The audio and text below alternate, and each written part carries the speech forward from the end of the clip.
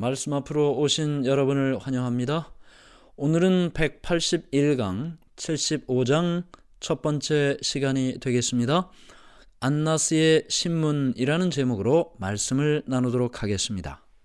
75장은 안나스 앞과 가야바의 궁전에서라는 제목으로 기록되어 있고, 성경 마태복음 26장 57절로 75절, 27장 1절, 마가복음 14장 53절로 72절, 15장 1절, 누가복음 22장 54절부터 71절, 요한복음 18장 13절로 27절까지 말씀으로 기록되어 있습니다.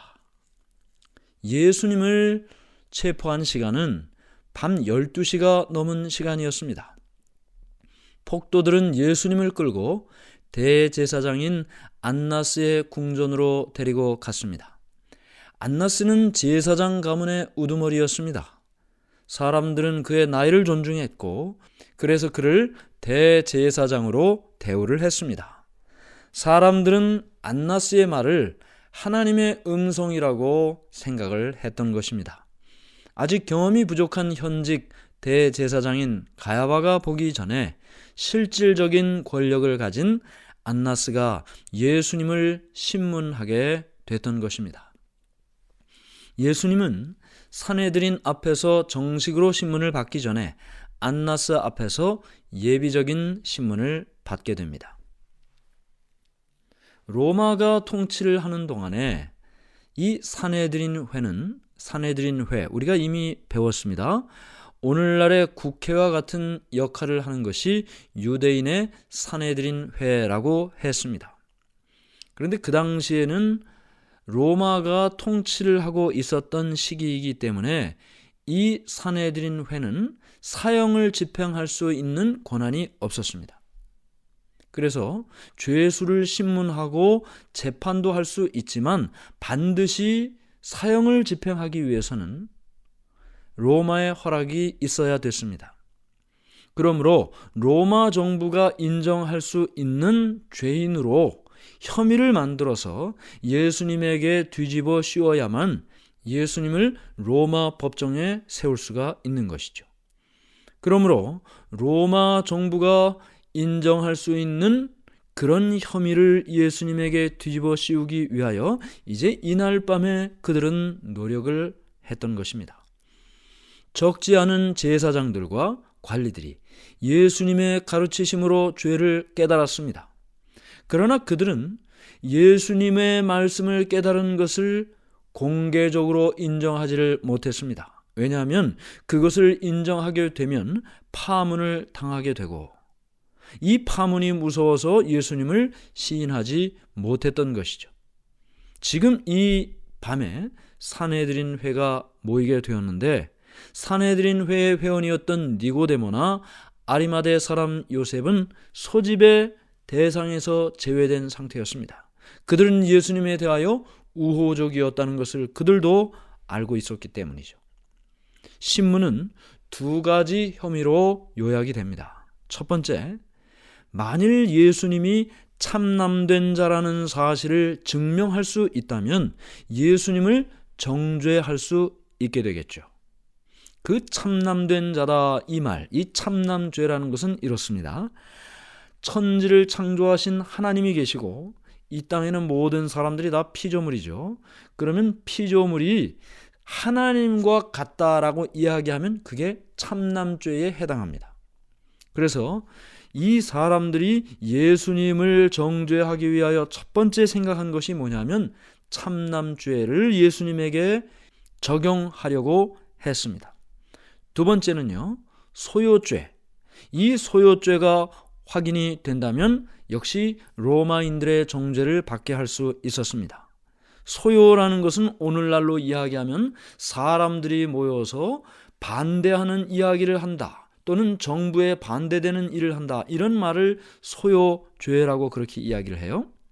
안나스는 먼저 소요죄 혐의를 성립시키려고 노력을 했습니다. 그는 예수님에게 교리에 대하여 질문을 했습니다. 그리고 질문을 하면서 예수님께서 새로운 왕국을 세울 목적으로 어떤 비밀 단체를 조직하려고 했다는 사실을 인정하게 하려고 노력을 했습니다. 그렇게만 된다면 제사장들은 예수님을 평화를 교란시키는 자 또는 폭동을 일으키는 자로서 로마 정부에 넘기려고 계획을 했던 것이죠. 그런데 예수님께서는 신문하는 제사장의 마음을 훤히 알고 계셨습니다. 그래서 그가 신문하는 그 의도와 달리 어떤 비밀스러운 장소에서 계획한 일이 없음을 말씀하셨습니다. 요한복음 18장 19절부터 21절 말씀입니다. 대제사장이 예수에게 그의 제자들과 그의 교훈에 대하여 물으니 예수께서 대답하시되 내가 드러내놓고 세상에 말하였노라. 모든 유대인들이 모이는 회당과 성전에서 항상 가르쳤고 은밀하게는 아무것도 말하지 아니하였거늘 어찌하여 내게 묻느냐? 내가 무슨 말을 하였는지 들은 자들에게 물어보라. 그들이 내가 하던 말을 아느니라. 예수님께서 일하시는 방법은 신문하는 이 사람들과는 대조적이었습니다. 여러 달 동안 이 사람들은요, 예수님을 함정에 빠뜨리기 위해 정탐꾼을 보냈습니다. 그리고 정당한 방법으로는 얻을 수 없는 그 증거를 찾기 위해서 예수님을 쫓아다녔습니다. 이제 그 사람들이 그들이 원하는 목적 뭐예요? 정당한 방법으로는 얻을 수 없었던 그 증거, 예수님을 모함할 그 증거를 찾기 위해서 지금 신문하고 있는 것입니다. 한밤중에 체포했고 아직 죄가 어떤 것이 있는지 기소도 되지 않았는데 예수님을 조롱하고 욕설을 퍼붓는 일, 그것이 바로 그들이 일하는 방식이었습니다. 예수님께서는 이런 방식으로 일하지 않았습니다. 그들의 법도 오늘날과 마찬가지로 죄가 밝혀지기 전까지는 죄가 없는 것으로 인정하는 무죄 추정의 원칙을 따르고 있었습니다. 그날 밤 그들이 예수님께 한 행동은 자신들의 법으로도 맞지 않는 일이었습니다. 예수님께서는 신문하는 그들에게 오히려 자신을 정탐했던 사람들에게 물어보라고 말씀하셨습니다. 그러자 여기 요한복음 18장 22절부터 24절 말씀입니다. 이 말씀을 하심에 곁에 섰던 아랫사람 하나가 손으로 예수를 쳐 이르되 내가 대제사장에게 이같이 대답하느냐 하니 예수께서 대답하시되 내가 말을 잘못하였으면 그 잘못한 것을 증언하라. 바른 말을 하였으면 내가 어찌하여 나를 치느냐 하시더라. 안나스가 예수를 결박한 그대로 대제사장 가야바에게 보내니라. 예수님은 분노나 복수에 불타는 말씀을 하지 않으셨습니다. 지금 그들이 예수님을 신문하는 목적도 예수님이 다 알고 계셨어요. 전혀 맞지 않은 이야기를 하면서 증거를 찾아내려고, 엉뚱한 증거를 찾아내려고 하는 것 예수님이 다 알고 계셨습니다. 그래서 정탐하던 그 사람들에게 물어보라고, 내가 너희들에게 혹시 잘못된 것을 말한 것이 있으면 그들이 대답할 것이라고. 그러자 안나스 옆에 있던 그 아랫사람 하나가 손으로 예수님을 쳤습니다.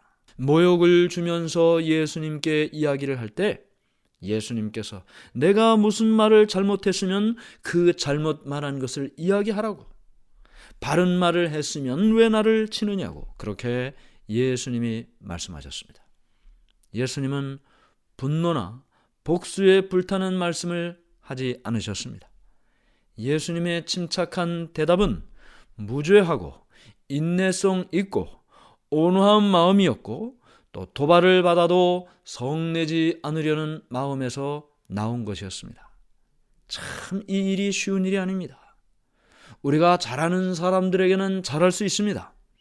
그런데 우리에게 잘못하는 사람들에게도 잘하기는 쉬운 일이 아니죠. 우리에게 친절한 말 하는 사람들에게 친절하게 이야기하는 것 어려운 일이 아닙니다.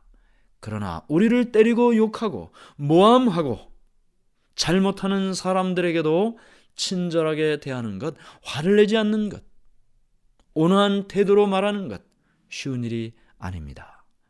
그런데 지금 예수님은 모욕을 당하고 내리침을 당해도 인내하고 온화한 마음으로, 성내지 않는 마음으로 말씀을 하셨던 것입니다. 예수님께서는 모욕을 받으시고 고통을 당하셨습니다. 더군다나 그 신문하는 사람들은 지금 예수님께서 죽으심으로 구원하기를 원하는 그 사람들이었습니다. 구원하려는 사람들로부터 모욕과 고통을 당하셨던 것입니다. 마귀의 지배 아래 있는 사람들에게 둘러싸여서 모욕을 당하는 것은 고통스러운 일이었습니다. 예수님께서는 신성의 능력으로 그들을 일순간에 죽일 수도 있었습니다. 그렇기 때문에 죽일 수도 있는 그 능력을 가지고 있었기 때문에 그 당하는 시련과 고통은 더욱 힘들었던 일이었습니다. 유대인들은 어떤 메시아를 기다리고 있었습니까? 그들이 기다리고 있던 메시아는 외적으로 무엇인가 과시할 수 있는 그런 메시아를 기다렸습니다. 사람들에게 기적적인 어떤 일을 행하든지 사람들의 생각을 획기적으로 바꾸든지, 그래서 자신을 모든 사람들로부터 가장 높은 곳에 둘 수 있는 그런 능력자를 기다리고 있었습니다.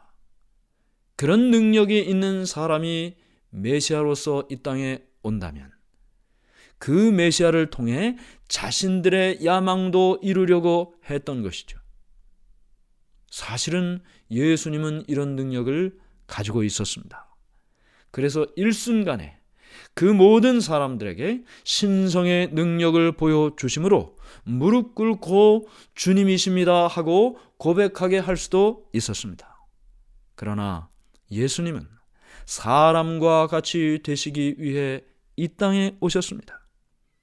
사람의 모양으로 이 땅에 오셨기 때문에 사람과 똑같은 모습으로 삶을 사셔야 되는 것이죠. 그래서 그 일을 하지 않으셨던 것입니다. 천사들은 이 모든 되어지는 일들을 바라보고 있었습니다. 그들의 주님이신 예수님을 대적하는 죄인들의 모습을 보고 있었습니다. 그들은 예수님을 구해드리기를 원했습니다. 하나님의 명령 아래서 천사들은 모든 일을 할 수 있습니다. 예전의 천사들, 예수님의 명령으로 하룻밤 사이에 아수르의 군사 18만 5천 명을 죽였습니다. 예수님이 신문 받으시고 모욕을 받으시는 장면을 바라보는 천사들이 얼마나 쉽게 원수들을 소멸시킬 수 있었겠습니까? 그러나 그들은 이 일을 하도록 명령을 받지 않았습니다. 원수들에게 죽음을 선고할 수 있는 예수님께서 그들에게 잔인한 대우를 받으셨습니다. 하나님 아버지에 대한 사랑 때문에, 그리고 인간을 사랑하는 그 사랑 때문에 죄를 대신 지시겠다고 선언하신 예수님께서 구원하러 온 사람들로부터 당하는 잔인한 일들을 불평 없이 참으셨습니다. 자신에게 던져지는 모든 모욕과 고통을 인간의 몸으로, 인간으로서 견디시는 것이 예수님의 사명의 일부였습니다. 인간의 희망은 무엇입니까? 그것은 모든 사람들의 마음과 행동에서 나타나는 온갖 것들을, 그 모든 것들을 견디어내는 예수님의 순종에 달려있는 것입니다. 오늘 우리가 말한 그 말들, 우리가 하는 모든 행동들, 지은 모든 죄들, 그 모든 것들이 결국은 누구에게요? 예수님에게 주어지는 일이 되니까. 예수님의 어깨에 모든 인류의 말과 행동과 삶이 그 어깨에 놓여져 있으니까 그것을 견뎌내는 예수님의 순종에 우리의 유일한 희망이 있는 것입니다. 예수님이 자신의 사명에 순종하는 이것이 살아가는 인간의 유일한 희망이라는 사실을 기억하게 되기를 간절히 바랍니다. 하늘에 계신 하나님 아버지, 오늘 우리는 세상을 창조하셨던 그 예수님께서 잔인한 원수들로부터 신문을 받으시고 모욕을 당하시는 모습을 보았습니다. 예수님은 그들을 죽일 수도 있었습니다. 한마디만 하면 천사들이 와서 그들을 모두 다 쓸어버릴 수도 있었습니다. 그러나 예수님께서는 인간으로서 그 모든 모욕과 고통을 당하시고 모든 인류의 짐을 그 어깨에 지셔야 됐기에 참으시고 인내하시고 그 사명을 이루어 가셨습니다. 오늘 우리의 마음속에 그 예수님을 바라보게 해 주시옵소서. 기억하게 해 주시옵소서. 마음속에 간직하고 살게 해 주시옵소서. 예수님의 이름으로 간절히 기도드리옵나이다. 아멘.